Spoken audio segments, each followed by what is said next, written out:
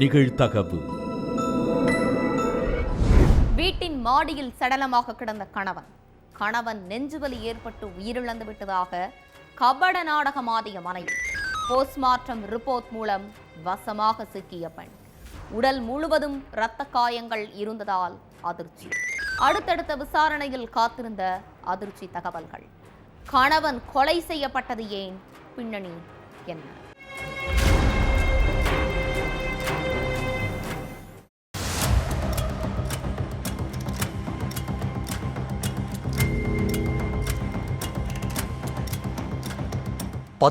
தேதி நைட்டு அப்பாவை சாப்பிட கூப்பிட மாடிக்கு போயிருக்கான் மகன். அப்பா அசோக் கீழே விழுந்து மயங்கி கிடந்திருக்காரு. இத பார்த்து அதிர்ச்சி அடைஞ்ச மகன் உடனே கீழே ஓடி வந்து அம்மா கிட்ட சொல்லி இருக்கான். இத கேட்டு பதறி அடிச்சு மாடிக்கு ஓடி போன பூர்ணிமா அசோக் கிடந்த கோலத்தை பார்த்து அதிர்ச்சி ஆகியிருக்காங்க. அதுக்கடுத்து உடனே சொந்தக்காரங்க அக்கம் பக்கத்துல உள்ளவங்களுக்கு போன் பண்ணி சொன்ன பூர்ணிமா அவங்க உதவியோட அசோக்க மருத்துவமனையில அனுமதிச்சிருக்காங்க. அப்போ மருத்துவர் அவர் உயிரிழந்துட்டதா சொல்லிட்டாங்க. என் கணவன் மயங்கி கீழே விழுந்தோ இல்லைன்னா ஹார்ட் அட்டாக் ஏற்பட்டோ உயிரிழந்துட்டாரு, வேற எதுவும் இல்ல, அதனால போஸ்ட்மார்ட்டம் பண்ண வேண்டாம்னு பூர்ணிமா சொல்லி இருக்காங்க. ஆனா உடம்புல ஒரே காயமா இருந்ததை பார்த்த மருத்துவர் கண்டிப்பா போஸ்ட்மார்ட்டம் பண்ணியே ஆகணும்னு சொல்லி இருக்காங்க. அதுபடி அசோக்கோட சடலத்தை போஸ்ட்மார்ட்டம் பண்ண அனுப்பி வச்சிருக்காங்க. அதுக்கடுத்து பூர்ணிமாவும் சொந்தக்காரங்களும் அசோக்கிற்கு இறுதிச் சடங்க பண்ணி முடிச்சிருக்காங்க. அதுக்கப்புறம் கணவன் உயிரிழந்ததுக்கான எந்த ஒரு சோகமும் இல்லாம இருந்த பூர்ணிமா அங்கங்க ஊர் சுத்துறது, அடிக்கடி வெளியில போறதுமா இருந்திருக்காங்க. பூர்ணிமாவோட நடவடிக்கை சொந்தக்காரங்களுக்கும் போலீஸுக்கும் சந்தேகத்தை ஏற்படுத்தி இருக்கு.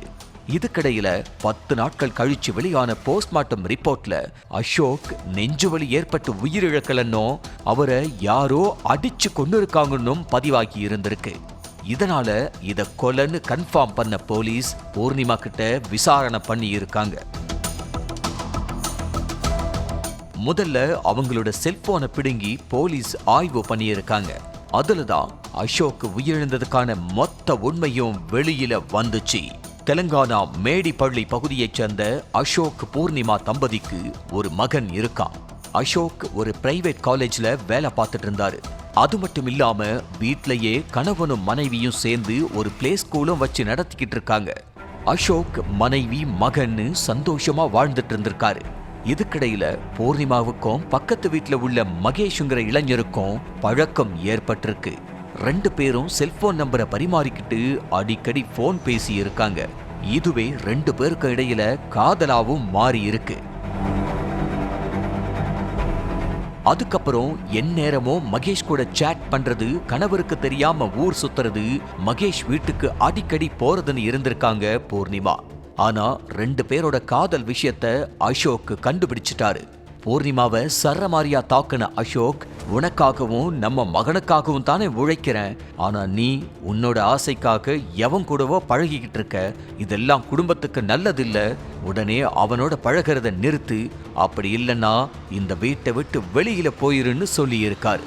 ஆனா கணவன் கண்டிச்சத ஒரு பொருட்டாவே எடுத்துக்கிறதா இல்ல பூர்ணிமா. தொடர்ந்து மகேஷ் கூட ஊர் சுத்திக்கிட்டே இருந்திருக்காங்க. இதனால அசோக் தொடர்ந்து மனைவி கூட சண்டை போட்டுக்கிட்டே இருந்திருக்காரு. 2 பேரோட காதலுக்கு அசோக் இடையூறா இருந்ததா நினைச்ச பூர்ணிமா கள்ள காதலனோட சேர்ந்து கணவனை கொலை செய்ய திட்டம் போட்டிருக்காங்க. அதுக்காக மகேஷ் தன்னோட நண்பர் சாய்குமாரையும் சேர்த்துக்கிட்டான். சம்பவத்தன்னைக்கு மகேஷும் சாய்குமாரும் பூர்ணிமாவோட வீட்டுல இருந்திருக்காங்க. சாயங்காலம் 6 மணிக்கு வேலை முடிஞ்சு கணவன் அசோக் வீட்டுக்கு திரும்பி இருக்காரு. வீட்டுக்குள்ள காலடி எடுத்து வச்ச அடுத்த நொடியே மகேஷும் சாய்குமாரும் சேர்ந்து அசோக்க சரமாரியா தாக்கி இருக்காங்க. இதுல அசோக் சுருண்டு விழுந்து வலியில துடிச்சிருக்காரு. அப்ப பூர்ணிமாவோட துப்பட்டாவை வாங்கின மகேஷ் அசோக்கோட கழுத்தை நெரிச்சி துடிக்க துடிக்க கொன்னு இருக்காங்க.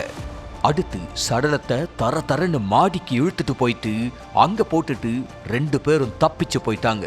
பூர்ணிமா தன்னோட கணவன் ஹார்ட் அட்டாக் ஏற்பட்டு உயிரிழந்துட்டாருன்னு நாடகமாடி இருக்காங்க. ஆனா விசாரணையோட முடிவுல எல்லா உண்மையையும் தெரிஞ்சுக்கிட்ட போலீஸ் பூர்ணிமா, மகேஷ், சாய்குமார் ஆகியோரை அரெஸ்ட் பண்ணி சிறையில அடைச்சிட்டாங்க.